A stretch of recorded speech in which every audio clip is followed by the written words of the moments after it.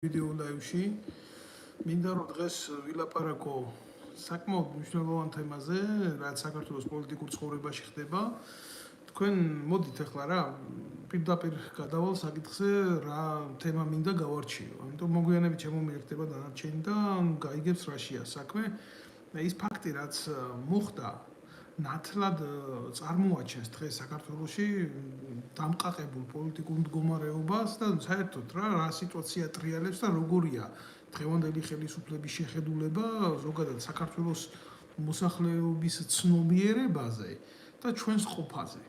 თქვენ კარგად მოგეხსენებათ, რომ არსებობს ესეთი ხორცმეტი წარმონაქმნი ვინმე იაგო ხვიჩია, რომელიც თავს პარლამენტარს უძახის და ივანიშვილის წყალობით ეს თოჯინა, მისი თოჯინა, ოპოზიციური თოჯინა, რომელიც განცხადებულად ამბობს იმას, რომ მომხრე არის ქვეყანაში სიძვის დაკანონების, საქართველოს მოქალაქეების, ახალგაზრდა მოქალაქეების პასუხისმგებლობისგან განეიტრალებას ახდენს, რომ ამბობს, რომ თურმე შეიარაღებულ ძალებში ახალგაზრდებმა არ უნდა იმსახუროს და სამშობლოს დაცვა არ უნდა იყოს პრიორიტეტი მათთვის და კიდე ბევრი იდიოტობებს ამბობს, ამასთან ამის გამოკლებით ის კიდე აცხადებს, რომ თურმე მნიშვნელოვანი საკითხი არის ძალიან, რომ აი ისა წამალთან მიმართებაში მოხდეს ლიბერალიზაცია კანონის.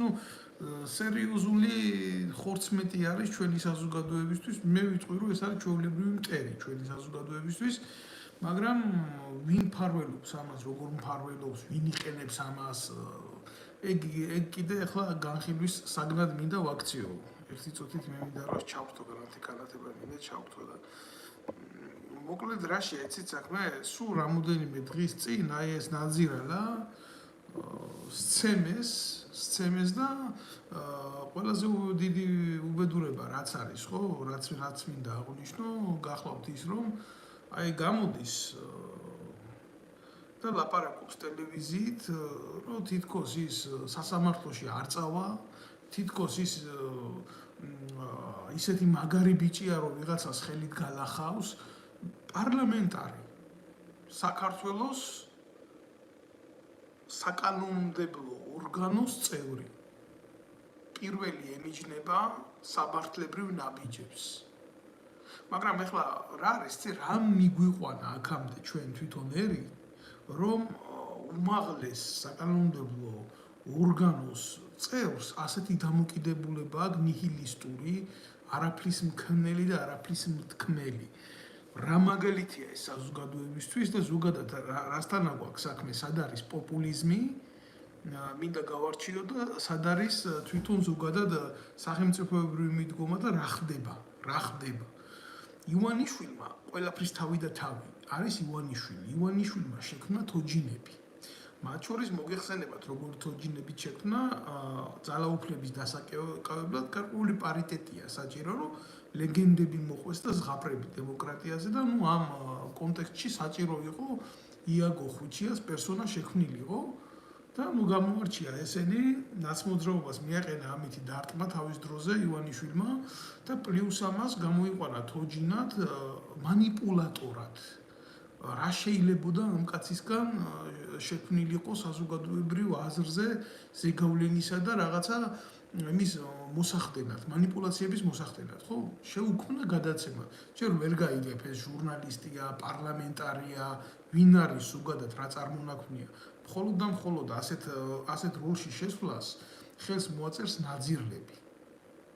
ჯერ ერთი ვინც არ უნდა იყოს მოღალატე, იქნება ეს ნაცმოძრაობის წევრი თუ ქართული ოცნების წევრი თუ ვინც არ უნდა იყოს, მოღალატეს სახელი არ შეცვლია, რაც ქრისტე გაყიდა იუდა მის მერე. მოღალატეს ქვია იუდა გამყიდველი ყოველგან იდევნება ესეთი კაცი. ამით მე იმას ვამბობ, რომ ნაცები კარგები და სწორები არიან. უბრალოდ როგორ თვითონ მეთოდებითაც მოქმედებდნენ, ხო? იმ საშოში რა, ნაცმოძრაობის საშოში წარმოქმნილი არსება, ჩვეულებრივ გახდა ბიძინა ივანიშვილის თოჯინა. და აი ამ თოჯინით, ზუსტად აი ამ თოჯინით ბიძინა ივანიშვილმა დაიწყო დაკომპრომატება და გავრცელება საპატრიარქოს მიმართულებით თავისი გეგმების, სამოქალაქო საზოგადოების მიმართ, თავისი გეგმების პუტჩისტების მიმართ, საკუთარი გეგმების და ეს როგორ იწყება, იცი? როგორ იწყება, იცი? ბიძინა ივანიშვილის მიდგომები გამოიყვანს აგერ ხვიჩიას, აგერ იმედის ტელევიზია ყავს, აგერ ვიღაცა ყავს და დაიწყებს რა მოქმედებას. დღეს საქართველოში არის სრული აღრევა საპატრიარქო იბრძვის ხელისუფლებისთვის, ხელისუფლება იბრძვის ტოტალური ძალაუფლებისთვის, ნაცმოძრაობა იბრძვის ხელისუფლებისთვის და დანარჩენი პარტიები იბრძვის თვითგადარჩენისთვის. ანუ პოლიტიკურ ზეგანზე ტიპტივისთვის. და რა ხდება? ხდება ის, რომ დღეს საპატრიარქოში ეგენი უმრავლესობა რა თქმა უნდა, მათი იღებენ დავალებებს რუსეთის ფედერაციიდან.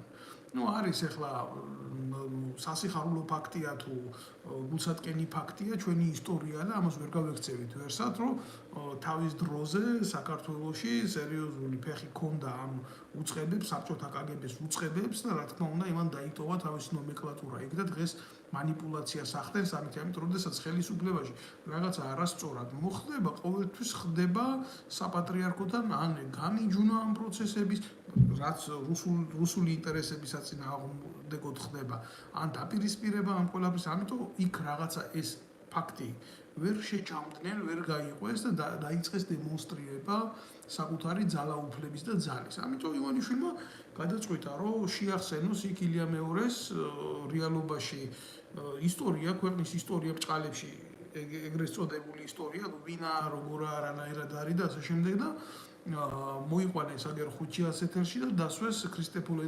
წამალაიძე რომელიც სვიად გამსახურდეს თანამებრძოლი იყო მის სასულიერო ვითარებაში იჯდა მისი მოძღვარიც იყო სხვათა შორის სვიად გამსახურდიას გარკვეული პერიოდი და გარკვეული ისტორიის მატარებელი ადამიანი ნამდვილად არის ახლა რა არის იცით თუ ვინმეს გონია რომ იაგო ხვიჩია არის ის პიროვნება რომელსაც შეუძლია საქართველოს ისტორიაზე ილაპარაკოს მის დაბადებაზე ილაპარაკოს მის ყოფაზე ილაპარაკოს მის მომავალზე ილაპარაკოს ის უკვე ჩადებულია სერიოზულ პრობლემაში და ის უკვე ზის სერიოზულ პრობლემაში მაგრამ ფაქტი ხო სახეზია რა ქრისტეფორე წამალაიძეს რო არ ელაპარაკა საპატრიარქოზე რანი იყვნენ ესენი რას ჩადიოდნენ ნუ პიდარასტია გარყვნილება მამაძაღლება მოკრთამვა კვლელობის ორგანიზება თავისთავად რა ქრისტეფორე წამალაიძეს რო არ ელაპარაკა ეს არ ვიცოდით რა სიანიდი მაგათმა არ მოხარშეს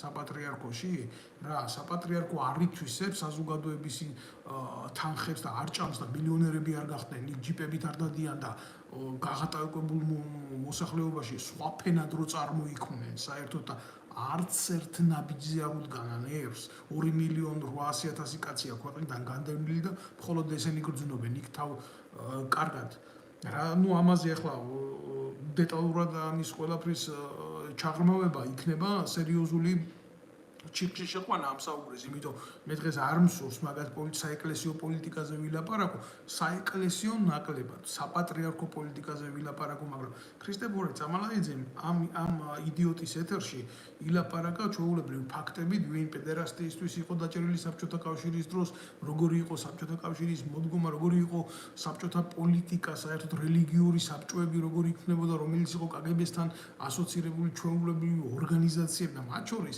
კგბ-ს ესეთი ორგანიზაციები არ ყავდა მხოლოდ და მხოლოდ მართლმადიდებლურ რელიგიაში. იქ მუსულმანურ მიმართულებაზე, მუსულმანურ ქვეყნებში კიდე თავისი წარმომადგენლები ყავდა და ისინი აჯამებდნენ თავიანთ ინტერესს საბჭოთა კგბ-ს პოლიტიკის მიხედვით, რაც აწყობდა იმ შემთხვევაში იმ გეოპოლიტიკურ სამწყსოს. და ილაპარაკა ქრისტეფორე წამალაიძემ ამ გარყვნილებებზე რა და მიდგომაზე, რა თქმა უნდა, პირველი პირის ეკლესიის პირველი პირის მიდგომებზე და როგორ აღმოჩნდა განკვეთილი, როგორ აღმოჩნდა განრიდებული ამ პროცესებიდან და ასე შემდეგ. ილაპარაკა აგენტურაზე. და ნუ არავის არ უნდა უკვირდეს, რომ საბჭოთა კავშირს ყველაზე ძლიერი სადაზვერვო სამსახური რაც ყავდა, ნუ ლაპარაკობ ამას, იმიტომ რომ ეს არის ჩვენი ყოფა არის, ჩვენი ყოფა არის ეს. ეს არის ჩვენი ყოფა. ის ნომენკლატურა, რომელიც გადმოვიდა დარჩა, ეს არსად არ წასულა, ხო? ის ჩვეულებრივ მოდის და მოდის დღემდე და გვტკენს, ის ჩვენ ყველას გვტკენს, იმიტომ რომ დღეს ეგრეთ წოდებული საპატრიარქოს პოლიტიკის გამო ეს ნაძირლები, ნაცები და მასთან აფილირებული ძალები ჩვეულებრივ დისკრედიტაციას უკეთებენ ცდელობა აქვთ ეკლესიის და მორწმუნეების და ქართველი ერის სულიერი მწამსის დისკრიმინაციის და დისკრედიტაციის. და სწორედ ეს იწვევს ამას ასეთი თვალში საცემი გადაგვარებები, ამიტომ შეახსენა ამითი ახლა ილია მეორეს და მის გარემოცვას, რომ თქვენ ეს ახართ. ივანიშვილმა გააკეთა ეს ჩერეს ხვიჩიას ენით. და ყველამ კარგად იცით, კაცი რომელიც წამებულად აღესრულა ქვეყნის პირველი პრეზიდენტი საქართველოსთვის, ივანიშვილს, მისი უფროსი შვილი კოკო გამსახურდია დანიშნული ყავს ახლა საჯარო ბიბლიოთეკის დირექტორად, მე არანაირი საწინააღმდეგო არ მაქვს ამ ფაქტთან, იმიტომ რომ პირდაპირ ვიტყვი კოკო გამსახურდიაზე სუფთა კაცი იქ არ მისულა საქართველოს დაარსების დღიდან, სახელმწიფოებრიობის მოპოვების დღიდან. ეს უნდა ითქვას, ეს უნდა ვილაპარაკოთ, ახლა ვიღაცას მოსწონს, ვიღაცას არ მოსწონს, მაგრამ ფაქტია რა. მანამდე კოკა გამსახურდია სანამ მივიდოდა იქ მეტრაკეების და პროჭების მეტი არავინ არ იჯდა იმაში, რა ქვია, ბიბლიოთეკაში. მაგრამ ივანიშვილის პოლიტიკა ასეთია, ერთი ძმა დანიშნა თანამდებობაზე იქ და მეორე ძმა დააინვალიდა, ცოტნე გამსახურდია. ცოტნე გამსახურდიას მიმართებაში რაც არის მომხდარი, ეს არის ბიძინა ივანიშვილის პასუხისმგებლობა, ერთუიან გაირკვევა ეს რა თქმა უნდა, იმიტომ რომ ცოტნე იყო ისეთი კაცი, რომელიც მამამისის სულის პატრონი იყო, მისი იდეების მიმდევარი ბოლომდე, რა თქმა უნდა, ჩვეულებრივ დისიდენტური ცხოვრებით მაცხოვრებელი კაცი იყო და ის არ ეგუებოდა, რა თქმა უნდა, ამ ოლიგარქიულ სისაზიზღრეს და ურტყამდა ამ ხელისუფლებას რა და საზოგადოებასთან იყო ახლოს, იმიტომ არავის არ ჭირდებოდა ესეთი ადამიანი პრეზიდენტის შვილი დისიდენტური სისხლით და ჩაძირეს რა, დააინვალიდეს და გამოიყვანეს მდგომარეობიდან. ეს გააკეთა ბიძინა ივანიშვილმა. ბიძინა ივანიშვილმა გააკეთა ის, რომ ერთი ძმა იქ დანიშნა, ერთი ძმა დააინვალიდა, მოთამაშეები აკუზით, წამალაიძე იქ დაუჯინა ეთერში, ელაპარაკება ხვიჩიას და წამალაიძის ენით საპატრიარქოს, საპატრიარქოში კიდე სისაზიზღრეები ხდება. მე მინდა გითხრათ, სათითაოდ მინდა გითხრათ, რაც მოყვა ამ ფაქტებს. გამოვიდა ხვიჩია, დაახლოებით ამ ეთერიდან ერთი კვირაც არ არის გასული და გალახული პირდაპირ გეტყვით, ჩაპიზდული, აი ამათ ენაზე გეტყვით, გასაზიზღრებული, იქ რაღაცა კონფერენციებს მართავს, გრიგოლიების ეთერში ზის და ყველაზე მეტი მიუღებელი რაც არის, თავი გამოყავს ერნესტო ჩეგევარად. და თავი გამოყავს მაგარ მუჟიკ ბიჭად, რომელმაც თურმე 90-იანებში იცოცხლა და იცხოვრა და თურმე საკუთარი ხელით იცავდა თავის კაცობას და თავის რომელი კაცობის დამცველია ეს გამოყლევებული ივანიშვილის ხურდაში გაყიდული ნაბოძვარი. აი ძალიან რთულია ახლა აქ სხვა ეპითეტები მონახო, როცა უყურებ კუკლას, შემოგდებულ კუკლას და ეს კუკლა ადგება და იმას გმირად გისახებს თავს და გელაპარაკება, რომ ესეთი ვაშკაცი ბიჭია და ლეგენდა დაიდგა როგორ იცით, რომ თითქოს იქ ჯარის თემაზე იყო ვიღაცა მისული, რომლის ძმაც გაამგზავრა მერე ამერიკაში და თურმე აი ამ ჯარის თემის გამო შეწუხებულა ვიღაცა და ხელი მოურტყია იმაზე, რა ქვია, იაგო ხვიჩიაზე. მე გეტყვით, თქვენ რაში არის სინამდვილეში საქმე, ჯარის თემის პრობლემა, რომ საერთოდ ძირს უთხრიან საქართველოს უსაფრთხოებას, ეს ცალკე პრობლემა არის. ხელისუფლება ამას აკეთებდა, რა თქმა უნდა, შეთანხმებით ნაციონალურ მოძრაობის ამ მომხრე ძალასთან, პროაქტიულ ძალასთან, ზუსტად ეს იაგო ხვიჩია იყო ბატონებო, რომელიც უშიშროებასთან ფულს ყოფდა ეგრეთ წოდებული გირჩის თავისუფლების რაღაცა საფარქვეში მიღებული ორგანიზაციით და ახლა აპირებენ, რომ ეს ფაქტი გადამალონ, რომ თითქოს სინამდვილეში რა მოხდა, იცით, საპატრიარქომ განახორციელა თავისი ჩვეულებრივი აქცია, ძალადობრივი აქცია და იმის გულისთვის, რაც ლაპარაკა ხვიჩიამ წამალაიძეს გაარტყეს ხელი მოუტყნეს დედისტრაკი. საქართველოში ასეთი უბედური რაღაცა გვჭირს რა, თანმიმდევრობითი პასუხისმგებლობა, როგორ დგება, იცი? ივანიშვილი იყენებს იაგო ხვიჩიას, საპატრიარქო იყენებს ლევან ვასაძეს, იაგო ხვიჩია იყენებს წამალაიძის სიმართლეს სალაპარაკოდ და ეს ყველას იყენებს, ყველას ხოცავს და საბოლოო ჯამში ქვეყანას არაფერი არ ადგება, იმიტომ რომ ქვეყანასთან მიმართებაში გაღებული სიმართლე არ არის ეს. ქვეყანასთან მიმართებაში გაკეთებული სიმართლე არ არის ეს. ეს არის პირადი ინტერესებისთვის ინტრიგნულად გამჟღავნებული ნაძირლული რაღაც ისა რა ქვია არაფლის მომცემი აქცია უშიშროებაში დაგეგმილი ჩვეულებრივი აქცია რომელსაც შემოკარგებო გულახდილად გეტყვით რა არანაირი შედეგი არ მოყვება გარდა იმისა რომ დაიწყება საზოგადოებაში ერთმანეთის დაჭმა და ერთმანეთის ავტორიტეტის დაწევა მე რა მინდა ეხლა რო ვთქვა რა გამოდის ხვიჩია და ლაპარაკობს რომ მე არ ვენდობი რუსეთის სასამართლოს კი ბატონო ну ამ იდეაში მე ხვიჩიას აბსოლუტურად ვეთანხმები მაგრამ რა არის იცით იმდენად ცუდად დადგმული სპექტაკლია ისიც კი არ უნდა აღიაროს რომ იმის გამო რაშიც ფული აიღო ხვიჩიამ ის მოხვედრილი ხელი ალალია მისთვის და ფულს ეს იღებს ჩვეულებრივ ბიძინა ივანიშვილიდან არანაირი თქვენ ახლა გეგულებათ საქართველოში კაცი რომელიც იაგო ხვიჩიას ინტერესებს მიყვება წარმოუდგენელია ხალხო ეს არის ჩვეულებრივი ნაძირალა რომელიც 5 სიტყვაში ამბობს 4 სიტყვას თავისი პოლიტიკური იდეის თვითლიკვიდაციისკენ ჩვეულებრივ კაცი არის პარლამენტის წევრი და ამბობს იმას რომ არა მე სასამართლოში არ უჩივრებ რუსეთის სასამართლოა იქ მე თვითონ ვიძალადებ მე თვითონ გავლახავ მე თვითონ გაუსწორდები მე 90-იანებში ნაცხოვრები კაცო აი ესაა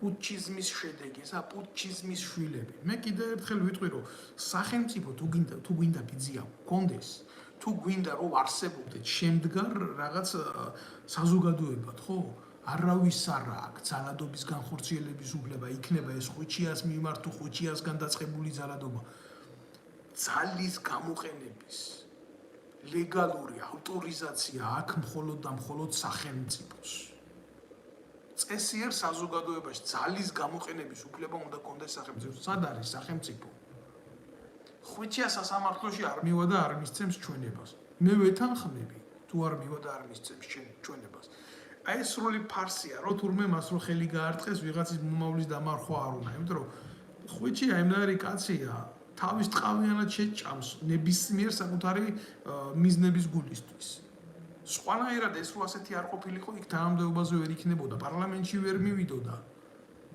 პარლამენტის წევრად კი არა უშიშროება პარლამენტში არ შეგიშვებს საკომიტეტო სხდომაზე თუ შენ სიმართლის ლაპარაკი გინდა ერთხელ შეაღწევ ორჯერ შეაღწევ მესამედ ვეღარ შეაღწევ უბრალოდ შენ არ შეზე არ დაუშვებენ საშვს და ვერ მოხვდები იქ როგორ გაიარა ხვიჩიამ ესეთი პოლიტიკური გზა ივანიშვილის საცვალში რომ იგზის და დღეს ამის დემონსტრირებას აკეთებს და ყველაზე დიდი პრობლემა კიდე რა არის იცი საპატრიარქო რომელიც აბსოლუტურად გამიჯნულია ქრისტეს იდეას და მორალს და ძალადობრივი აქტებით გამოირჩევა ჩვეულებრივ ტერორიზმია ეხლა ესენი რასაც აკეთებენ მნიშვნელობა არა აქვს ამას ქრისტიანულ მორალში ვიღაცის ცემა ვიღაცის განადგურება ვიღაცის გალახვა თუნდაც ძირისწამება იყოს ეს ხო არ მოსულა არ არის ეს ცოდვად ითვლება ვიღაცაზე ხელის აწევა აი მე ვამბობ თამამად ვაცხადებ იმას რომ მე გამივლია ეს ეტაპები მე ყოფილი ვარ ფიზიკური ძალადობის მსხვერპლიც ჩემ ქვეყანაში სიმართლის მსხვერპლიც და კი რა თქმა უნდა ჩემ საქმეში ტრიალებდნენ საპატრიარქოს წარმომადგენლები მღვდლები მიგვარებდნენ საქმეს მე უნდა შემეტანა სახელმწიფოში საჩივარი ამის გამო თუ არ უნდა შემეტანა მორგოშიები და ვინ არიყვნენ ამ ყველაფერში ჩაძირულები რომ ოღონ ეს არ უნდა გამეკეთებია ტომარაძე ჩვეულებრივ სამსახურის უფროსის ის რო არის რა ქვია ჯაღმაიძე იმისი ბოზია ანალოგიური მის საცვალში ცხოვრობს მორგოშიაც და ეს პატარა ოლიგარქები პატარა ვირთხები რომლებსაც ელემენტარული ფული ჩაუდეს ჯიბეში და პოლიტიკური პარტიები შეაქმნევიეს და ვითომ ოპოზიციური სიტყვით გამოდიან სინამდვილეში არიან ჩვეულებრივი ხელისუფლების დაქირავებული მეძავები და დღეს აი ეს ხვიჩია რომ გამორბის და ლაპარაკობს იმას რომ აი ასე ვიზამ ისე ვიზამ ეს არის კიდევ ერთხელ ნათელი მაგალითი იმის რომ სახელმწიფოში არის ტერორისტული პოლიტიკა როგორ კაცო პარლამენტის წევრი ხარ ჟურნალისტი ხარ ტელეწამყვანი ხარ საზოგადოებასთან ურთიერთობ და ხელი მოგარტყეს თუ მოგხვდა და გამოდიხარ და აცხადებ, რომ იცი რა, მე ახლა კი მომხვდა ეს აქ, მაგრამ ჩემთან ოფისში მუჭი ყველას ტკივა, იმიტომ ჩვენც მაგრად გავლახეთ ისინი. შენ პოლიტიკას რო აწარმოებ, კაცი რო გქვია და პარლამენტის წევრი ხარ, შენ გაქვს პასუხისმგებლობა, შენ საზოგადოებრივ ქცევაზე. მე ახლა ილიას 1000 წელი ვერ შევადრებ ამ ნაბიჯებს, მაგრამ როგორ მოიქცა ილიას მეუღლე, როგორ მოიქცეოდა თვითონ ილია? ხელის დამრტყმელებთან მიმართებაში კი, ვის წვია ესროლა ილიას? აი რისი მორალი უნდა გქონდეს ჩვენ და ამათ რო შეეკითხო, ილია ლიბერალი იყო. და ილიას პოლიტიკის საფუძვლებზე ცხოვრობენ ესენი. და გუშინ გვინკიცებდა, რომ აი არა, იცი რა, მაგრად გალახავს და დამიჯერეთ რა, იაგო ხვიჩი არ არის ის კაცი, რომ ვინმეს მოერიოს. და ფაქტი სახეზე არის. თორე იაგო ხვიჩიას რო შეძლებოდა ვინმეზე ხელის გარტყმა და ვინმეს დაჩაგვრა და მორევა, დღეს ამ მდგომარეობაში არ იქნებოდა. ჩვეულებრივ სიტყვით მეომარია პოლიტიკური პროაქტივისტი ბიძინა ივანიშვილი საცვალოკია გამოსული აქ და ტლიკინებს იმას, რომ ამას გააკეთებს და იმას ესაა პრობლემა. რომ იაგო ხვიჩია ლაპარაკობს პარლამენტის წევრის სახელით. უმაღლესი საკანონმდებლო ინსტიტუციის წევრის სახელით და ესაა პრობლემა თუ არა, ის კი არ არის პრობლემა, რომ იაგო ხვიჩია ყლეა. ეგ ყველა მიცის იაგო ხვიჩია ვინც არის. პრობლემა ის არის, რომ ის არის სახელმწიფოს და უმაღლესი ეშელონის საზოგადოების წევრი. ეს არის პრობლემა, ამაში მდგომარეობს. გააკეთა პარლამენტარმა ეს განცხადება, ხო, მე ვიძალადებ. რეაქცია სახელმწიფო უწყებებს პოლიციას არა აქვს. ჩვეულებრივ რა გახდა, იცი, სახელმწიფოში ძალადობა გახდა, ჩვეულებრივ მოსული პონტი ოღონ გააჩნია შენ თანამდებობას, თორე მალე ისე იქნება, შეიძლება ფული გადაიხადო და ვინც გინდა ის მოკლა ქვეყანაში კაცო. მე ხა როგორ უნდა მოუქცეულიყავი? მე არ ვიყავი პარლამენტის წევრი, გულახდილად გეტყვით რა. პარლამენტში რაღაცა სხდომებზე ვიღებდი მონაწილეობას, მანამდე სანამ უშიშროებამ არ ჩამიკეტა იქაობის კარიტორი.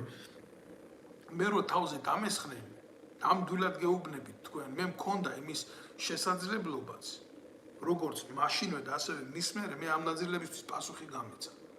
თავი რატო შევიკავე, იცი, თავი შევიკავე, იმიტომ რომ ის საქმე, რასაც მე ვემსახურებოდი, არ მომხდარიყო მისი დისკრედიტაცია, იმიტომ ეს იყო სახელმწიფოებრივი საქმე. ვიღაცის კორუფციაში მხილება, ვიღაცის ნეპოტიზმში მხილება, ვიღაცის პროტექციაში მხილება, ამათი ცოლების, ბიძაშვილების, ნათესავების, ახლობლების, რა ვიცი, ყველას სადაც ულპებით რაც გჭირს, ხო? და ეს რომ ამის საქმე დისკრედიტაცია არ მომხდარიყო, რომ ვიღაცას არ ეთქვა ეს მოძალადე, ეს შურის მაძიებელი, ეს ხულიგანი. ეს დარტყმა ჩემ თავზე ავიღე. როგორ შევირიგე კიდე სხვა საქმეა, მაგრამ მე ფიზიკური ეკვივალენტით არ დავაბრუნე პასუხი. და ეს პარლამენტის წევრია, ეს დედამოწმული და გამოსული იმას იცახის გალახული, ჩაპიზდული. იცი რა, მე ეს არ იყო უშიშროების ჩასაფრება, ეს არ იყო საპატრიარქოს გამოგზავნილი პირი, არა, ეს უბრალოდ გამოყლებებული ტიპი იყო, რომელმაც მე ხელი დამარტყა. აი ეს ვითომ ქუჩაში დგანან რა. მე არ ვიცი რა ხვიჩია 90-იანებში და 80-იანებში როგორ იყო საერთოდ იმ სამყაროსთან, რასაც ქვედა ეშელონის საზოგადოება ქვია, მაგრამ მე 90-იან წლებში ნამდვილად გავიზარდა ისეთ სივრცეში ქუთაისში, სადაც იყო რა ეს დაპირისპირებები. ძიმე დაპირისპირებები სადაც იყო. და იაგო ხვიჩია იმ საზოგადოებაში. გულახდილად გეტყვით, რომ 1 საათი ვერ იცხოვრებდა თავისი მორალით და ფიზიკური თუ გონებრივი თუ კაცობრიობის შესაძლებლობებით. არ არის ხვიჩია ის კაცი, რომ 90-იანი წლების საზოგადოება ისე დააკნინოს, რომ ესე ხელისაყრით ილაპარაკოს მასზე. და გამოდის ახლა ვითომ ის მყავდეს, რა ქვია, კუბის რევოლუციური ლიდერები რო იყვნენ და უტევდნენ ასე ხელისუფლებას და მე ამას ვიზამ და მე იმას ვიზამ და კომენდანტე და რა სირობაა ეს მაგარი რა. ამის მიღება, ამის გაправება იმაზე მეტი კრიმინალია, რაც ხვიჩიას ჩაცხეს სახეში და გალახეს იქ რა. შენ თუ პარლამენტის წევრი ხარ, უნდა გამოხვიდე და უნდა თქვა, რომ მოხდა არასწორი დამოკიდებულება, ვითხოვ ამის გამოძიებას, რატო იყო, მაგრამ რას მოითხოვს? ივანიშვილის ტრაქში მაცხოვრებელი გნიდა. ჯერ ბიჭო კაცი რო იმას მოაწერ ხელს, რა ქვია, რო და იტყვი, რომ ქვეყანაში ბოზობა დავაკარგოთ. კაცი რო იმას მოაწერ ხელს, რომ წამალი გავხადოთ მისაღები და ამას დაარქვევ ნოვატორულ გეგმებს, ხო? და პოლიტიკოს დაგიძახებენ. შენ ჯერ მართლა ბიძინა ივანიშვილის სულელი დედა მოტყან, რომ შენ უფლება მოგცა პოლიტიკოსად იწოდებოდე, შენ პიტერასტო შენ. და მეორე იმისი, ვინც შენ ტელევიზიას და ეთერებს გაძლევს, რომ საზოგადოებასთან იურთიერთობო. აი ესეთი იმითი კეთქვი, მე ბოდიში ვიხდი, აქამდე დრო არ მქონია მაგის სიტუაციაზე, რომ ანალიზი გამეკეთებიო. უბრალოდ მე რა არის, ამ შემთხვევაში მე ვლაპარაკობ იმას, საით მივდივართ, საით მივექანებით. და მივექანებით აბსოლუტურად არასწორად, იმიტომ რომ იაგო ხუჩია გავიგეთ ვინ არის, მაგრამ საპატრიარქო, რომელიც იქედან დგას. ზადარი შურის ძიებით ახსავსე ვიღაცას ხელი დაარტყას იმისთვის, რომ მისი ღირსება დაიწვას. ქრისტე ასე იქცეოდა? ბიჭო, თუ გირტყამენო, თუ გდევნიანო, თუ განადგურებენო, თუ გამცირებენო, ნეტარი ხარო, შენ უფალი გეუბნება და საპატრიარქოში რაღაცა ეს მორალი არ იძებნება დღეს. საპატრიარქოში იძებნება დღეს ყანდურიზმის მორალი, ვიღაცაზე შეტევა, ვიღაცაზე ხელის დარტყმა, ვიღაცაზე სულში გადაფურთხება. და ფაქტით სახეზია აგერ საგამდე მივედით, არა ერი, არა სახელმწიფო, არა საპატრიარქო, არა სულიერი მდგომარეობა, არა საზოგადოება. და ნოლი სახელმწიფოში წესრიგი. აბა ბიჭო, მოქალაქემ როგორ უნდა იფიქროს? ჩვეულებრივმა მოქალაქემ, რომელიც არც პარლამენტის წევრი არ არის, არც ძალოვანი უწყებების წევრი არ არის, აბა როგორ უნდა იფიქროს? ანუ ნებისმიერ შეუძლია მივიდეს და ცემოს იარაღი ესრულოს, თუ პარლამენტის წევრს თუ ასე ექცევიან, ხო? ასე დაალილავონ, დაალურჯონ, იძალადონ და სახელმწიფო დუმს. გამიგე? მე ყველა მხარეს ვლაპარაკობ ამას რა. ყველა მხარეს უთითებ. როგორ უნდა იფიქროს ჩვეულებრივმა მოქალაქემ ამაზე? ჩვეულებრივმა მოქალაქემ როგორ უნდა იფიქროს ამაზე? მე გეტყვით, რომ არსებობს სერიოზული ნიჰილიზმი არსებობს და ამ ნიჰილიზმს საზოგადოებაში ვერავინ ვერ უშველის, თუ არ მოხდება სერიოზული რადიკალური ცვლილებები. მე მომხრე ვარ, რომ ერთხელ და სამუდამოდ ეს ეგრეთ წოდებული ოპოზიციური ელიტა, სახელისუფლებო წარმონაქმნი, როგორც არის ივანიშვილი თავისი ოლიგარქიული გავლენებით, ხო? და ავტოკრატიული მიმართულებით, რომ თავიდან ბოლომდე შეიცვალოს რა. თავიდან ბოლომდე ბრუტალური გზით შეიცვალოს. ქვეყანაში უნდა მოხდეს სასამართლო რეფორმის, ეკონომიკური რეფორმის, პოლიტიკური რეფორმის, ერთხელ და სამუდამოდ რევოლუციური გზით დასრულება.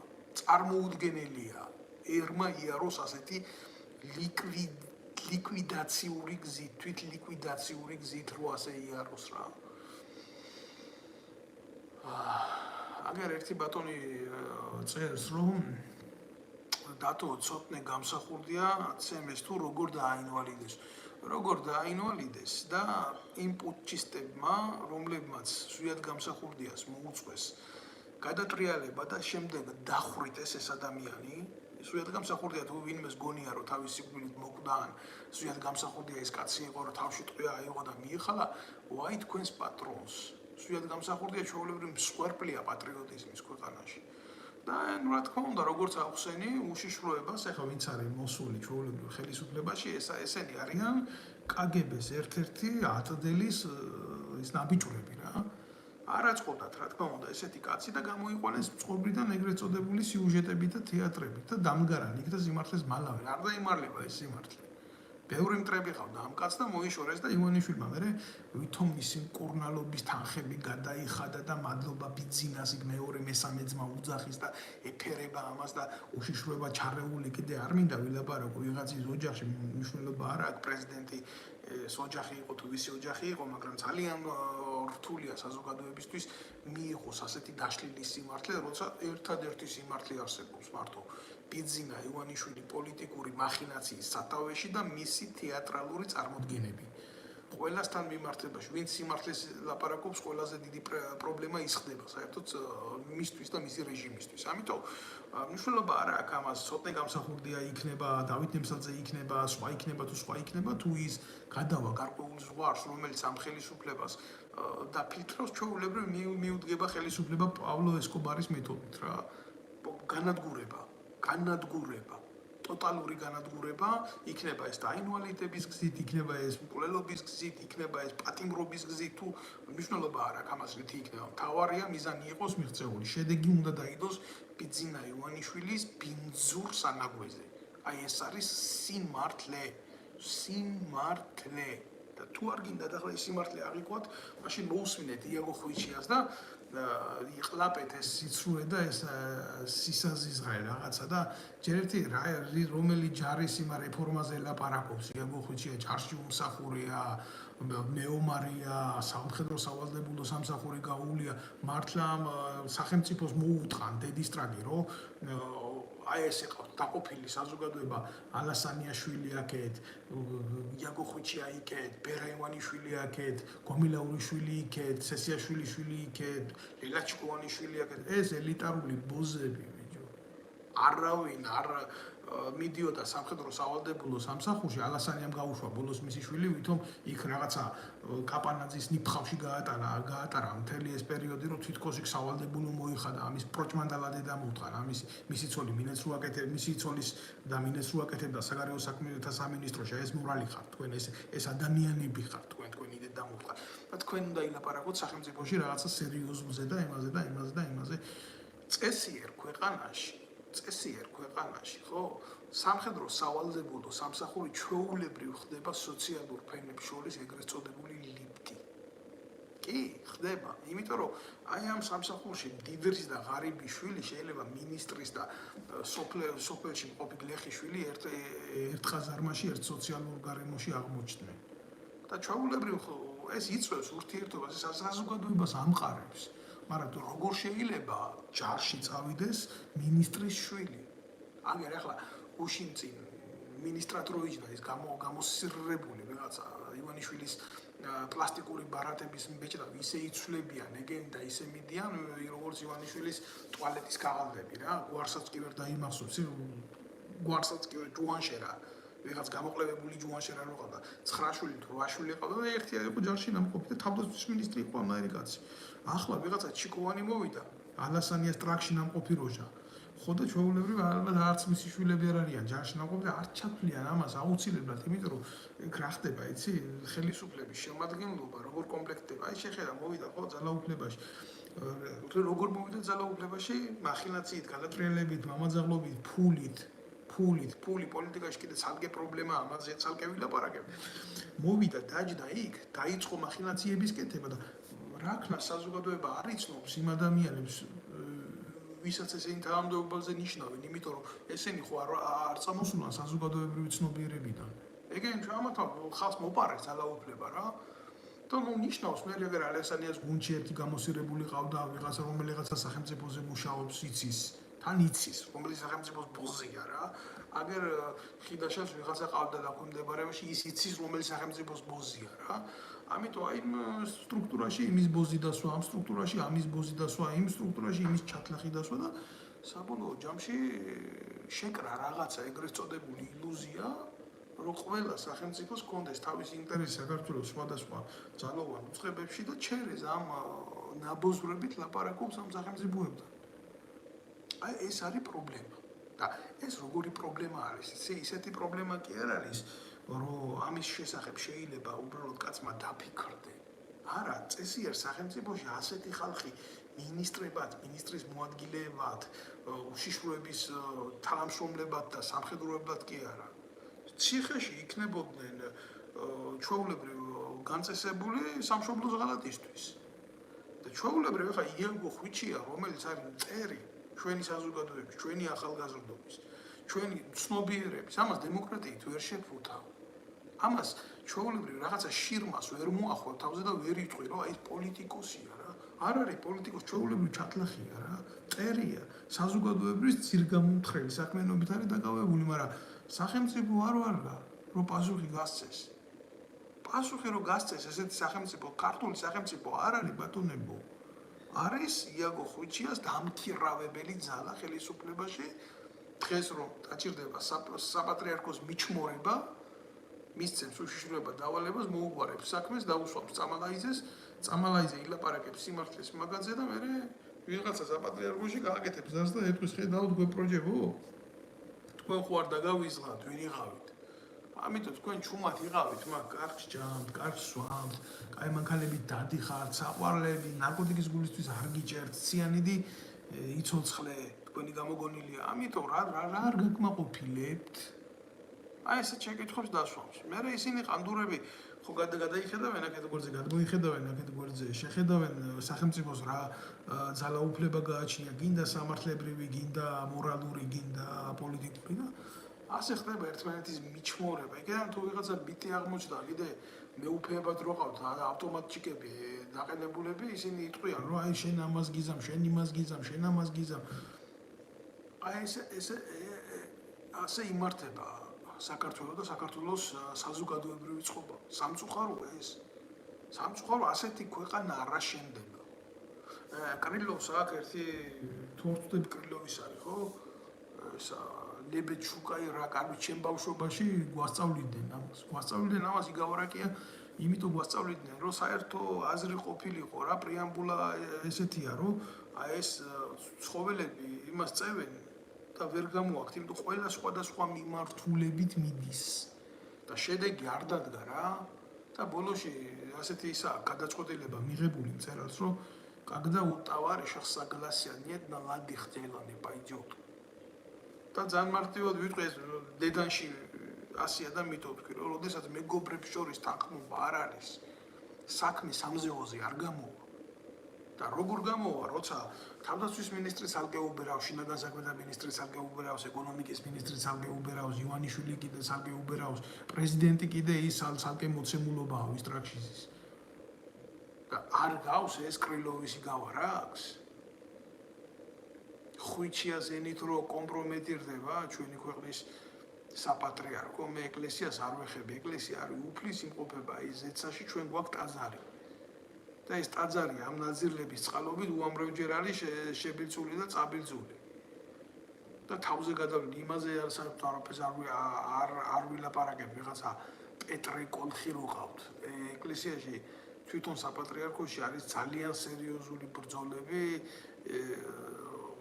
სარწმუნოებაში ძალაუფლების განმანცელებისთვის, ხო? იქაც ტრიალებს უშიშროება შიგნიდან, იმიტომ რომ არის მცდელობა გაიყოს საქართველოს მართლმადიდებლური ეკლესია, როგორც საბერძნეთშია დაყოფილი 3 თუ 4. და ძალიან ბევრი მცდელობაა, რომ ამ მიმართულებით მოხდეს უფრო პროტესტანტული მიდგომები მიდის. ხო და ამას რა თქმა უნდა საზოგადოების ფართო მასებს ამაზე არ აქვს ცნობა და არ შეიძლება გქონდეთ ამაზე ცნობა, იმიტომ რომ არ არიან სწორად ინფორმირებული რა. არ არიან სწორად ინფორმირებულები და აი ესეთმა ტიპებმა სხვადასხვა რაც ილაპარაკა წამალაიძემ იმის ეთერში, მაგრამ მოგლად გახტო მასო არაფერი არ უნდა დავა, ამას იმას ასწავლიდიო და რაღაცას დაამთავრებიებდი. და იცით როგორი იყო, აი როგორ მხდებოდა გულზე, როგორც ესე იგი ჯარში კეთდებოდა ეს, კეთდებოდა რა. ისე ხდებოდა თურმე ეკლესიაშიც რა. ჯარში ყველაფერი რო ქონოდა, ამათი გაწკიპინებული ისინი რო იცარებოდა რა, ბიოგრაფიები, ხო. მებრძოლი სული არ ქონდა კაც რა, რომელსაც თავმჯდომარეობაზე ნიშნავდნენ ბატალიონის მეთაურად, ბრიგადის მეთაურად, რომელსაც გენერლის წოდებას აძლევდნენ და ასე შემდეგ. ეკლესიაში, ანუ საპატრიარქოში, ხო? ინიშნებოდნენ ხალხი მღვდლებად, იკურთხებოდნენ მღვდლებად, ყველაფერი ქონდათ სულში სარწმუნოების გარდა. აი ეს არის პრობლემა. ეს არის პრობლემა, ადამიანის მოწოდება და ადამიანის ინტერესი იყო რადიკალურად განსხვავებული ერთმანეთისგან. ეს არის პრობლემა. მე ვფიქრობ, რომ ულახდილად გეუბნებით რა, მე ვფიქრობ, რომ თუ ჩვენ უახლოეს მომავალში, აი ამ ყველაფერს არ მოუღეთ ბოლო, თუ ჩვენ ეს უბედურება არ დავასრულეთ ბრუტალურად, შანსი არ აქვს. ჩვენ არ აქვს როგორც ერს, რომ გავაგრძელოთ ცხოვრება. პრობლემა არ არის კიდევ ერთხელ გეუბნები დიაგო ხვიჩიაში არ არის ხალხო პრობლემა. პრობლემა არის საზოგადოებაში. საზოგადოებას შეუძლია ეს თამაში მიიღოს ყოველდღიურობად. წესიერ ყოველდღიურობად შეუძლია ეს ყველაფერი მიიღოს. თორე ნებისმიერ წარმატებულ ქვეყანაში, სადაც პოლიტიკოსი იმას იტყვის, რომ იცით რა, მე სასამართლოს იმ მოტივით ავარიდებ თავს, რომ მე მაგას ფიზიკურად გაუსწორდი. ის იმ მეორე დღიდან პოლიტიკას ვერ გააკეთებს. და პოლიტიკა კეთდება როგორც სკამი. ჩვეულებრივ, როგორც სკამი ისე კეთდება. ოღონდ უნდა იყოს კარგი ხელოსანი, რომ კარგი სკამი გააკეთოს და არის ახლა იაგო ხვიჩია პოლიტიკოსი? ბიზინა ივანიშვილის ტაკოში მაცხოვრებელი როჟა? მოღალატე, საკუთარი წარმომშობი თუნდაც ნაცმოძრაობის რა. მოღალატეს ქვია მოღალატე იუდა. ჩვეულებრივ იუდა გამოიყენა ივანიშვილმა აგინებია სააკაშვილი, აგინებია ის ტიპი არის, რომელიც ჩვეულებრივ ნეგატივს აშუქებს. მისი მთავარი მოტივი არის გამოვიდეს გააშუქოს ნეგატივი. ამ კაციდან ინიციატივა რამის გაკეთებაზე, რამის წინსვლაზე არასოდეს არ წამოსულა და არ წამოვა. მისი ინტერესი არის დაშალოს სახელმწიფოს ინსტიტუტები და ძლიერება. დაშალოს ჯარი, დაშალოს პოლიცია, დაშალოს საზოგადოება, დაშალოს საპატრიარქო. ეს ემსახურება ამ საქმეს. და უშიშროების სამსახურები, რომლებსაც აქვთ პირდაპირ ვალდებულება აღკვეთონ მისი აქცია ქართველი ერის და საზოგადოების წინააღმდეგ, პირიქით ხელს უწყობს მას ამ საქმიანობაში. მას აძლევს პრიორიტეტს ერთ-ერთ ცდომაზე სხვადასხვაშორის იმას ვერ ვიტყვი, რომ რასაც ამბობს 100%-ით ტყუილია. იაგო ხვიჩიას აქვს გველის ნიჭი იმისთვის, რომ ადრე ნაციონალურ მოძრაობას დაქვემდებარებული კონსპირანტი ბოზები, როგორც არის მაგალითად ჩაჩიბაია გენერალი რო გახადეს, ესენი ახლა სამღვდელოებაში ვისაც ეხება, იცის რა, რადონის შესაძლებებში არიან შესული და რადონის დაშორებული არიან რა, საქმიანობას, ხო? და მაგაც ელაპარაკობს. და როცა იცის ვის ელაპარაკობს, ხო? ყოველთვის აქვს მას დიდი ფორა. ახლა ვიღაცა რუსი მიწერს, რომ შენო ქართველი ხარო, უნდა რა პასუხი უნდა გავცე რა. მთელი უბედურება რა არის, იცი, ეს ხალხი თვითონ ვინც ამას აკეთებს, ქართველი არ არის. ისინი არ არის ჭეშმარიტი ქართველები, ესენი არიან გვარდგადაკეთებული ნაბოზვრები რა.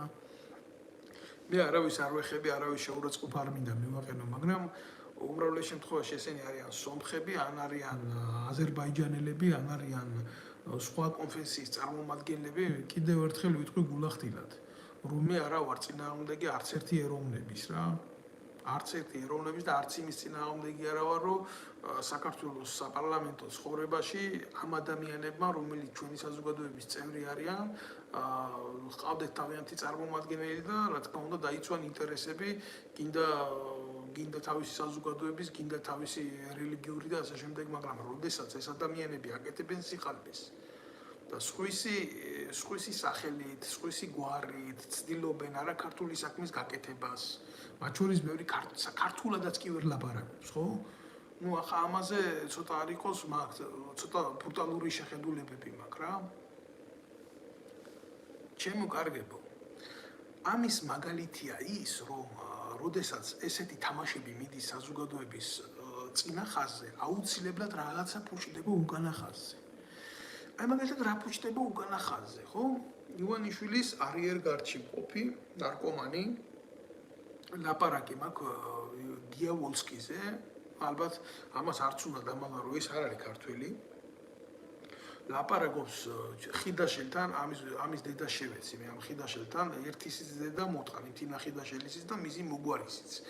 ეგ რუსეთის ფედერაციის ემისრად რო დგას და ერთმანეთში აქვს დიალოგი, შეხვედრები, ურთიერთობა და სიყვარული. ახლა გიავოლსკი ყოფილი პუჩისტი, ყოფილი ნაბოზვარი, შევარდნაძის ტრაგნახოცი როჟა არის და პლუს ამას თავისი დოზა გერაინის სახლში მიდის, როცა ჭირდება და ასე შემდეგ. ეგ ახლა ყველამ კარგად იცის, ვინც ძალოვანი უწყების წარმომადგენელია, ვინც ადვოკატოს სფეროში მოღვაწეობს, ვინც ახლო არის იმ პოლიტიკურ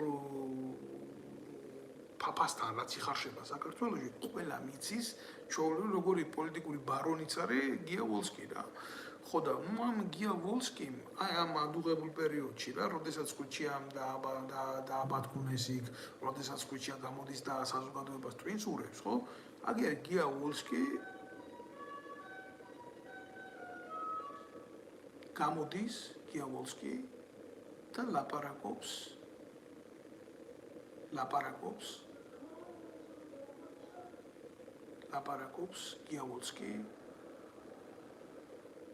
გიავოლსკი ლაპარაკობს ჩვეულებრივ თუ როგორ უნდა მოხდეს საქართველოში კონფედერაციის შექმნა. ანუ რა უნდა მოხდეს, იცით? როგორ უნდა გაკეთდეს საქართველოს კონფედერაციულ სახელმწიფოდ აფხაზეთთან და სამხრეთ ოსეთთან, აი ზუსტად ამ სიტყვებით მე მივიჩნევ, რომ ეგ არის სერიოზული პრობლემა და ამას ჭირდება სერიოზული ყურადღება. კარგი, ჩემო კარგებო, მე ახლა ამ საუბარს დავასრულებ რა, მაგრამ უახლოეს დღეებში აუცილებლად გავაკეთებ ფართო განხილვას ამ საკითხზე, რომ ყველა მიცოდეს თუ რა ხდება რეალობაში ქვეყანაში რა. მე ყოველთვის ვიქნებ იმის გამჟღერებელი თუ რას ატარებენ ეს საზიზღარი ადამიანები და მე თავს იმართლებენ, რომ ეს ასე არ ხდება და ის ასე არ ხდება. ერთ პატარა რაღაცას ვიტყვი რა, აგერ რასთან აგვაქვს საქმე რა. ეხლა აფხაზეთი და ცხინვალის ეგრეთ წოდებული რეჟიმი, რომელიც ცდილობს საქართველოსთან შექმნას კონფედერაცია, ამას აქვს ჩვეულებრივ თავისებური პოლიტიკური შტრიხები აქვს. თუ ოდესმე საქართველოს დაუშვა ამათთან აღიარებულ კონფედერაციაში შესვლა, როგორც არის თქვა საქართველოს როგორც დამოუკიდებელი სახელმწიფოდან, აფხაზეთის როგორც დამოუკიდებელი სახელმწიფოდან თუთმე ეშმაკს იქეთ ცხინვალის რეჟიმის სახელმწიფოს ეგრეთ წოდებული გაერთიანება და გარკვეული დროით ერთი გოლგის ქვეშ მოთავსება როგორც სახელმწიფოსი, თუ ესეთი რაღაცა მოხდა და შემდეგ რა თქმა უნდა მიიღეს იმის გადაწყვეტილება, რომ ერთმანეთიდან გავიდნენ, დაიშალონ სახელმწიფოები, მერე საქართველოს არ ექნება არანაირი პრეტენზია აი ამათი ეგრეთ წოდებული სახელმწიფოები გამოაცხადონ დე-ფაქტო სახელმწიფოებად. აი რა კუკლაში შედის დღეს საქართველოს და როგორი თამაშების მსხვერპლი ვხდებით ჩვენ ვიღაცა გიავოლსკის და ვიღაცა აი ამ პატარა ნაძირლების და ნაბიჯურების დახმარებით და საზოგადოება უყურებს საპატრიარქოს ბრძოლებს, აგერ იაგო ხუშიას მასხარულ დამოკიდებულებას, კანონის აგდებას, ჩაძაღლებას, ჩამახინჯებას და ჩვენ ვაგებთ ომს, საქართველოს ვაგებთ, ცდილობაა იმისი, რომ საბოლოოდ პოლიტიკურად და დიპლომატიურად ჩვენ დავკარგოთ ჩვენი ქვეყანა ილუზიური გაერთიანების საფუძველზე. ახლა რატო ხდება ეს ყველაფერი რა? ეს რატო არიან ესენი ასე მაინდა-მაინც აჟიტირებულები? აი გიავოლსკი რატო არის, ხიდაშელს რატო ხდება, რატო არის ესეთი ფარული მოლაპარაკებები საქართველოს ზურსუკან, საზოგადოების ზურსუკან?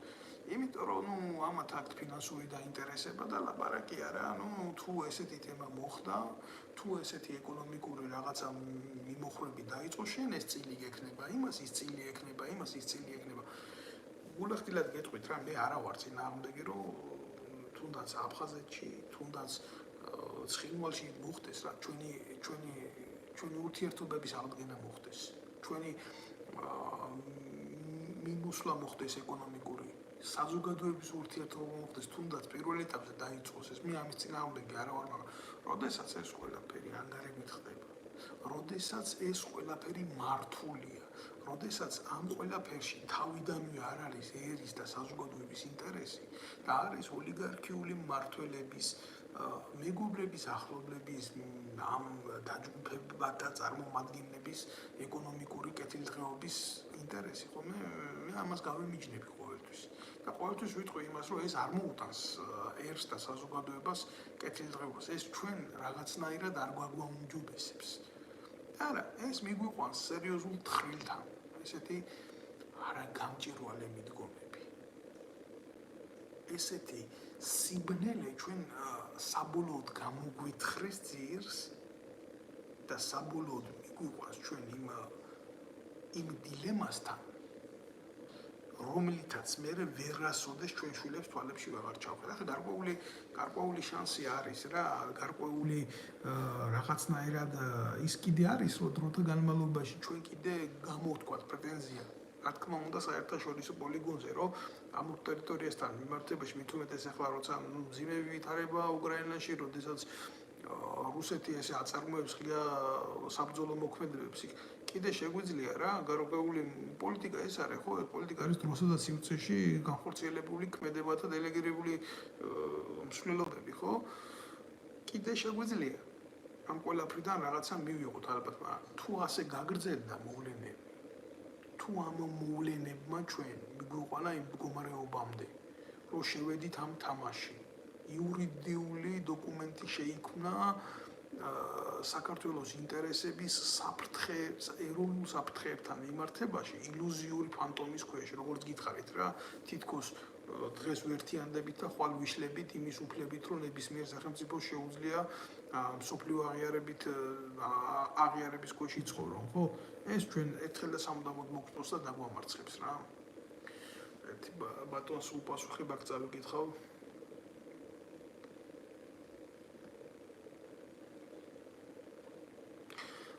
ბატონის ვამს აგარ შეკითხვას, რომ როგორ ფიქრობთ თქვენ, რომ ამ ყველაფრის მიუხედავად ქართველიერი რომ არსებობს, ეს არის დამსახურება. ჩვენ ეს ინერციით ხდება. ულახდილად გეტყვით, აქამდე ისტორიულად როგორ მოვედით, ხო? ეგ იყო ღმერთის დამსახურება, იმიტომ რომ საქართველოს უდგა ისეთი დღეები, რომ ნამდვილად შეიძლება ყოფილიყავით და არ ყოფილიყავით, მაგრამ ამ კონკრეტულ სიტუაციაში ჩვენი დამოკიდებულება, ჩვენი სახელმწიფოებრიობა, ეს ყველაფერი ხდება ინერციით. ჩვენი ბიუჯეტი ჩვეულებრივ მიბმულია დიდი გეოპოლიტიკური სახელმწიფოების საგარეო დაზვერვის იმაზე, რა ქვია, ბიუროზე. როგორ გგონიათ თქვენ ახლა ამგენმა თავისით მოახდინეს ამ ეკონომიკური ზონის დაკავება და თქვენ როგორ გგონიათ დღეს ახლა თურქეთს რომ მოუნდეს საქართველოში ვერ შექმნის პროდუქტულ კრიზისს? მე ბიოლოგიურ კრიზისი არ მაქვს ლაპარაკი. ჩვეულებრივ განახორციელებს, აი მაგალითად რო არ შეუშვას ჩვენი მოქალაქეები იქ სამუშაოთ, ეგ უე პრობლემას გამოიწვევს. მარტო თურქეთის მიმართულებით რო ვილაპარაკოთ. და იმაზე რო ვილაპარაკოთ, რომ შეწყვეტოს პროდუქტის მოწოდება და როგორ პროდუქტს უაწოდებს კიდე ეს ცალკე პრობლემა არის რა, არის რას გამოიწვევს. ეს ყველაფერი მათემატიკურ ფორმულებში აქვს დადგმული მაგათ უნივერსიტეტებს და მაგათ სახელმწიფოებს და მარტო თურქეთს კი არა, იქეთ რუსეთს და ყველჯერად ბიჭო ქვეყანას ჩვენ სახელმწიფოს სომხეთთან მიმართებაში ვერ გაუტარებია პოლიტიკა. ჩვეულებრივ პოლიტიკა ვერ გაუტარებია ქვეყანაში სახელმწიფოებრივი სომხეთთან, რომელიც გაეროში გამოდის ყოველთვის საქართველოს ტერიტორიული მთლიანობის წინააღმდეგ და ხმას არ აძლევს აფხაზეთში ქართველი ტომების დაბრუნებას. სომხეთი, რომელიც თავიდან ბოლომდე სასურსათო გეოპოლიტიკური, გეოსტრატეგიული და ამ ტრასებით დამოკიდებულია საქართველოს ცენტრალურ იმაზე, მაგისტრალზე. და ამ ხელისუფლებას ეს ვერ გამოუყენებია იმისთვის, რომ კავკასიაში აგერ საკუთარი ინტერესები დაიცვას. ნაცვლად ამისა აკეთებს რას, იცით? თამაშობს ალიევსა და იმის რეჟიმს შორის და ხან იქ დარბის და ხან სომხეთში ჩადის და ხან რაღაცა მარაზმს აკეთებს და ვითომ მედიატორის როლს თამაშობდა კაცი, რომელსაც 1 საათი იმის უფლება არ ჰქონდა ღარიბაშვილს მიიღო, ხვალ პრემიერ-მინისტრი იქნებოდა თუ არა, ამ გადაწყვეტილებას ვერ იღებდა. ეს არის რეალობა. ეხლა როგორც გინდათ ისე იმასკენით ჩათვალეთ ეს ყველაფერი, აბსოლუტურად მიუღებელია, როდესაც აი ესეთ პოლიტიკურ მმართველობაში იმყოფები რა.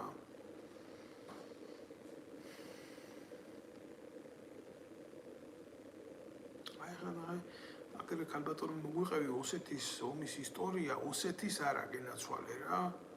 ოსეთის არა. ჯერ ერთი პირდაპირ გითხრათ, არ შეიძლება ფიგურული წინადადებათა წყობა გაიგო ესე გაიგო პირდაპირ და მე სომხეთს რას ერჩიო რა. აი ნახეთ იცოდით. მოგესალმებით. პირველ რიგში ჩემგან თუ გინდა რომ გაიგო ამ ომის ისტორია, ეს უკვე პრობლემაა ქალბატონო ანანო, იმიტომ რომ ალბათ თქვენ იმ ასაკში უნდა ბრძანდებოდეთ, რომ საკუთარი ქვეყნის ისტორია მით უმეტეს უახლესი უნდა იცოდეთ. მე დღეს აქ ისტორიის გაკვეთის არ ვატარებ, მაგრამ ის რომ საქართველოს დაკარგა ეს ორი ტერიტორია, აფხაზეთის და სამაჩაბლოს, ეს იყო არასწორი პოლიტიკის შედეგი. კიდე ერთხელ გეუბნებით რა. ერთადერთი რაღაცა იმ წამალაიძემ სწორად თქვა, იქ იყო კაციო, რომელიც ლაპარაკობდა იმპერია ინგრევა და ნანგრევებში ნუმღვებითო რა. წარმოუდგენელია ახალგაზრდა სახელმწიფოს ქონოდა იმის გააზრების უნარი, რომ სწორი საგარეო პოლიტიკა თავის დროზე დაეგა, ვინც ცადა, ზვიად გამსახურდია, მის კაცი მოკლეს. ხო და როდესაც არარსებულმა სახელმწიფომ საქართველოს პირდაპირ გეუბნებით ამას შევარდნაძის ეგრეთ წოდებული მმართველობით დაიწყო ტრაკის თამაში, რუსეთის ფედერაციამ განახორციელა ეს აქტი, ჩადებული ნაღმები სამაჩაბლოსა და აფხაზეთში. აი ეს იყო რეალობა. ეს იყო რეალობა. და გამოიყენა ამაში საქართველოს მოსახლეობის ემოციები. და წარმოუდგენელი იყო ამოში ჩვენი გამარჯვება.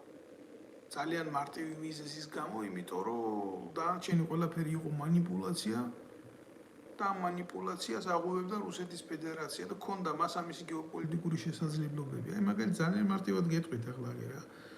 ყარაბაღის კონფლიქტის ისაიღეთ, რა. ეს ხო არ ხდებოდა 90-იან წლებში და უფრო ქვევით. სადამდე ჭირდებოდა რუსეთის ფედერაციას ეს ყველაფერი გეოპოლიტიკურად მართა სომხეთის სასარგებლოდ, მაგრამ როგორც კი დაიწყო დიდი გეოპოლიტიკური ცვლილებები და რა თქმა უნდა თავის საბრძოლო პროცესები გაშალა უკრაინაში, იმის გამო, რომ უკრაინის მხარდამჭერად გაეთიშა თურქეთი, ჩვეულებრივ მისცა აზერბაიჯანს პრიორიტეტი ყარაბაღში. აი როგორ მოქმედებს ეს ყველაფერი ახლა თუ თქვენ არიცით, რომ აზერბაიჯანი და თურქეთი ხშირად ერთ სახელმწიფოს უწოდებენ ორერში რა. რელიგია ერთი, მიმართულება ერთი, გენეტიკური კოდი ერთი და გეოპოლიტიკური ინტერესიც ერთი, რა თქმა უნდა, ხო? აი ასე იქცევა რუსეთი. რუსეთს საკმაოდ ძლიერი საგარეო დაზვერვის და გეოპოლიტიკის გამოცდილება გააჩნია.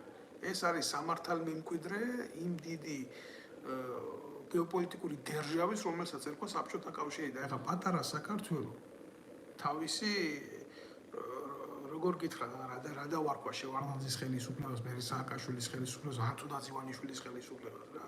ერთადერთი კაცი, ვინც იყო ზუსტად გამსახურდია და ყველას ახსოვს მისი წარმოებული პოლიტიკა, როგორ შეუსრულა იქ ბორის ელცის თავის დროს. როგორ ჩამოიყვანა, როგორ არ მინდა ყველაფერს ამ ბლოკში მოყოლა, მაგრამ უნდა იცნობდე შენი ქვეყნის ისტორიას, რომ ამ ყველაფერზე ილაპარაკო რა. ეგ არის სიმართლე. ხო და ეს ადამიანი მოცილებული იქნა მმართველობიდან 6 თვე არაცადეს ხელისუფლებაში ყოფნა და მე სულ საქართველოს ხელისუფლებები იცვლება, რა თქმა უნდა, არაქართული ინტერესით, არასაქართველოდან, არაქართველი ერის და მისი საზოგადოების გავლით და ასე შემდეგ და ასე შემდეგ. ეს ასე ხდება ყოველთვის. და ახლა დღესაც ანალოგიური იქნება აგერ, იმიტომ რომ ილუზიური მშვიდობა აქვს ქვეყანაში და არსებობს ბევრი იეგოხუჩიები, ბევრი ყანდურები, ბევრი ვოლსკები არსებობს ქვეყანაში, ბევრი გუბაზები არსებობს, ბევრი ეკაბესელი ბოსელიები არსებობს და არსებობს საზოგადოება, რომელიც პოლიტიკურად დეაქტიურია. ეს საზოგადოება არაა მიმართული საკუთარი ინტერესების დაცვისთვის, არ არის განათლება არ არის ქვეყანაში. ყველაზე დიდი ბომბი ჩადებული არის იმაში, რომ სახელმწიფომ არ აღზარდოს მოქალაქე, რომელსაც ეკრება პასუხისმგებლობის უნარი, თავისუფალი აზროვნების უნარი.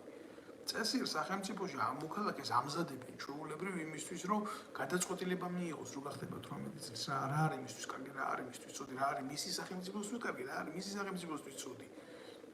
და ჩვენს ქვეყანაში არიან ადამიანები, რომლებიც ხდებიან პარლამენტის წევრები და ამბობენ, რომ კანონი მათთვის არაფერია. და ისინი ფიზიკურ ძალას მიანიჭებენ პრიორიტეტს. და ამას ამბობენ პარლამენტის წევრები. როდესაც მათი შეგნების დონე უნდა იყოს იმხელა, რომ უნდა იცოდეს, რომ ძალის გამოყენების უფლება ესაა სახელმწიფო პრიორიტეტი. მხოლოდ და მხოლოდ სახელმწიფო პრიორიტეტი და სამართლებრივ სახელმწიფოში ყოველთვის ასე ხორციელდება ეს. და შენ ყავს მოქალაქეები, ახალგაზრდები, რომლებიც გახდებიან სრულწლოვნები და ექნებათ თავისი ხმის ამორჩევის კონსტიტუციური უფლება და ამ საზოგადოების იდეალები მერხიდანვე არის სხვა სახელმწიფოს იმაში, რა ქვია, ჩართული და სხვა სახელმწიფოს მიმართულებაზე გადასული და მოწონთ ამერიკაში როგორი ცხოვრება, მოწონთ თურქეთში როგორი ცხოვრება, მოწონთ იტალიაში როგორი ცხოვრება, როგორ წავიდნენ სხვაგან სამუშაოდ, ან ასე შემდეგ და ასე შემდეგ. და პატრიოტიზმის დეფიციტია ქვეყანაში. პატრიოტიზმის დეფიციტია პოლიტიკაში. პატრიოტიზმის დეფიციტია ქართულ სპორტში სიკამდე რა. ყველა მიმართულებაზე არ ვამაი მაგალითად ფეხბურთი აიღეთ. მაგაზე კიდე სალკე გასარჩევი თემაა და სალაბარაკოა ეს ასე რატო არის. პატრიოტიზმის დეფიციტი, ანუ ვინ აკეთებს ასეთ იმას რა ქვია, კაბალას ქართულ ფეხბურთში. იმიტომ რომ გუნდურობის ეს არ შეიქმნას. საერთოდ ერის ფსიქოლოგია, ერთიანობის ფსიქოლოგია, ხო? და გუნდურობის ფსიქოლოგია ეს ძალიან მოქმედებს ქვეყანაში პოლიტიკურ პროცესებში. აი მოქმედებს, იმიტომ რომ აი ესეთ მდგომარეობაში ვიმყოფებით ჩვეულებრივ ნარკობარონებს, აი ამ პოლიტიკურ ბარონებს, აი ამ საზღარ ადამიანებს უკავიათ ხელში ყველანაირი ბერკეტი ძალაუფლების და ლაპარაკობენ დღეს ქართული ხალხის სახელით და გეუბნებით მე რეალობას მინდა ყველა მანდილოსანს მიულოცო, მათ შორის ვისარგებლო შემთხვევით და 8 მარტი არის და მინდა რომ ყველა მანდილოსანს მიულოცო, მაგრამ ქვეყანაში სადაც 200 ლარია პენსია 300 евро და 200 евро უნდა ყვავილის ბუკეტებს რო იღიდო რა. ესეთი რაღაცა გერ ევროპაში არ ხდება და საქართველოში ასე ხდება. და კარაკი 20 ლარი ღირს 250 გრამიანი კარაკი.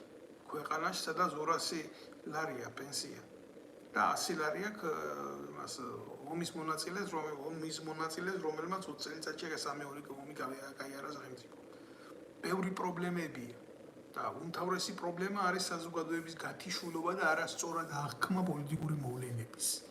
ეს არის პრობლემა. აი აქ მინდა ყოველთვის დაუბრუნდები, ამას მე ყოველთვის ვილაპარაკებ, ამას ჩემი პრობლემა მდგომარეობს სამწუთას იმაში, რომ მე არა მაქვს მეტი დრო, რომ დროულად უპასუხო ყველანაირ ამ მოვლენებს რა.